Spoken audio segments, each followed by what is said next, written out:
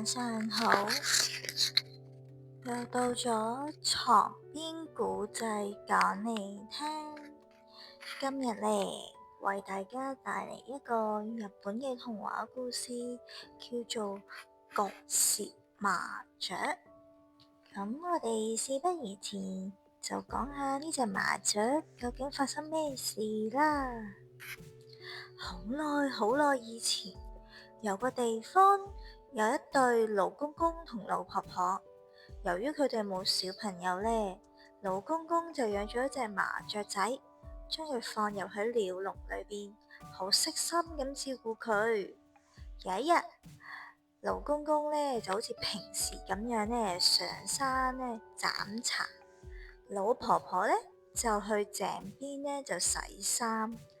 老婆婆呢將洗衫嘅漿糊呢就唔記得咗漏咗喺呢個廚房裏邊。咁留守喺屋企嘅麻雀仔呢，就由鳥籠裏邊呢輕輕咁跳出嚟，就將呢個漿糊呢舐到一乾二淨。老婆婆返到屋企拎漿糊嘅時候，發現盤裏邊嘅漿糊全部都冇晒。咁後來呢，佢就知道呢啲漿糊呢全部都俾麻雀食晒。咁呢個壞心腸嘅老婆婆呢，就非常之嬲，捉起可憐嘅麻雀仔，硬生咁樣撬開佢個嘴，就話啦：呢個你咁曳啊！佢一手呢就拎起咗個鉸剪，就將呢麻雀嘅脷咔嚓一聲剪咗，跟住就話啦：等我啦！佢就將麻雀放走咗。麻雀發出悲傷嘅聲音，就叫啦：好痛啊，好痛啊！就咁飛走咗啦。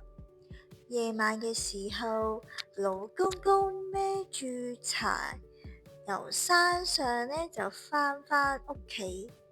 佢返屋企就話啦：唉，攰死啦！麻雀一定好肚餓，嚟，我餵你啊！嚟到鳥籠嘅前面一睇，裏邊已經唔見麻雀嘅身影。老公公好驚訝，就話啦：阿八爺婆，八爺婆，阿麻雀去咗邊啊？老婆婆一啲都唔在乎，就話啦：你講麻雀啊？佢將我珍貴嘅漿糊食咗，咁我咪剪咗佢條脷，放走咗佢咯。老公公露出非常之沮喪嘅表情，就講啦：你點可以咁狠心噶？老公公非常之擔心俾老婆婆割咗條脷嘅麻雀嘅下落。第二日個天啱啱光嘅時間，佢就即刻出門口啦。老公公拎住個拐杖，行過呢個大街小巷，就係咁叫啦：割咗條脷嘅麻雀啊，你屋企喺邊啊？啾啾啾！佢漫無目的咁樣去揾，越過原野，越過山嶺，再次就越過原野，越過山嶺，嚟到一片竹林茂密嘅地方。呢個時候，竹林就傳嚟：割咗條脷嘅麻雀，我嘅屋企喺呢度。啾啾啾！老公公非常之開心，向住聲音嘅方向，終於喺竹林嘅深處揾到一間好可愛嘅紅色屋仔。割咗條脷嘅麻雀開門迎接佢啊！老公公，歡迎你過嚟啊！你仲好嘛？我實在太掛住你，所以就過嚟揾你啊！麻雀跪坐咗喺呢個老公公面前，行過一個禮，鞠咗一個躬，就話啦：老公公，真係好對唔住我偷偷地將漿糊食晒。你又有怪莫怪啊！你仲特登嚟上門嚟拜訪我。老公公就話啦：講乜嘢啊？我唔喺度嘅時候，你都唔知受到幾多苦啊！我好開心，我仲可以見到你啊！麻雀呢，就將兄弟姊妹啦，同埋朋友麻雀呢，全部都揾嚟，預備咗好多老公公中意食嘅菜肴，唱咗好多得意嘅歌，仲一齊為老公公跳呢個麻雀舞。老公公非常之開心，將返屋企嘅事呢拋諸腦後。由於天色呢慢慢咁暗落嚟，呢個時間呢，老公公先至起身話啦：非常之多謝你嘅招待，我今日好開心，我應該要趁住天黑之前離開啊。麻雀就話啦：雖然呢，我哋屋企好混亂啊，但係今晚都請你留低過夜啦，大家一齊嚟挽留老公公。多謝你留我過夜啊，不過阿爸爺婆仲等緊我今日都仲係要返屋企先，下次再過嚟玩啊吓。咁真係好遺憾啦，我幫你準備咗份禮物啊，你等我一陣啦。講完之後呢，麻雀就由屋企裏邊呢拎咗兩個藤籮出嚟，又話啦：老公公，呢度有好重嘅藤籮同好輕嘅藤籮，請你揀一個啦。食咗你嘅大餐，仲拎嚟嘅禮物，邊好意思啊？既然你有呢一份心思，我就帶返屋企啦。不過呢，我年紀大啦，仲要走好遠嘅路，我都係揀個輕嘅啦。講完之後呢，老公公呢就喺麻雀佢哋嘅協助之下呢，就孭起咗呢個輕嘅藤籮。再見啦，我下次會再嚟噶。跟住呢，麻雀呢就一路送老公公就去到門口啦。我真係好期待你會再次嚟探我哋啊！返屋企嘅路上要小心，慢慢行啊！天色已經開始黑啦，老公公都仲未返嚟，老婆婆就口噏噏啦。佢喺入邊啊！呢個時候孭住禮物藤籮嘅老公公返嚟啦。白爺公啊，你頭先去咗邊？喺外邊做啲咩啊？唔好咁嬲啦！我今日去咗搵麻雀嘅屋企，佢招待我食大餐，仲跳呢個麻雀舞俾我睇，最後仲送咗我咁貴重嘅禮物啊！睇下，佢講住講啊，跟住呢就將藤籮放低，老婆婆呢就即刻開心笑啦，就話啦：真係太好啦！咁裏邊裝咗啲乜嘢啊？佢即刻將藤籮嘅蓋呢就打開，裏邊呢放咗好多令人眼睛為之一亮嘅金銀珊瑚同埋寶石。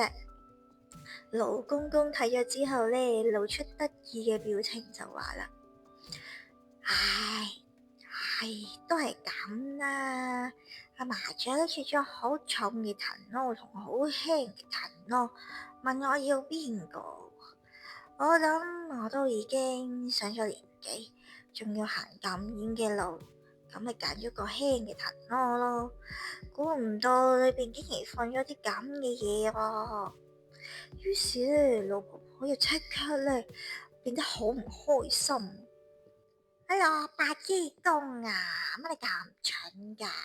點解唔揀重嘅藤籮呢？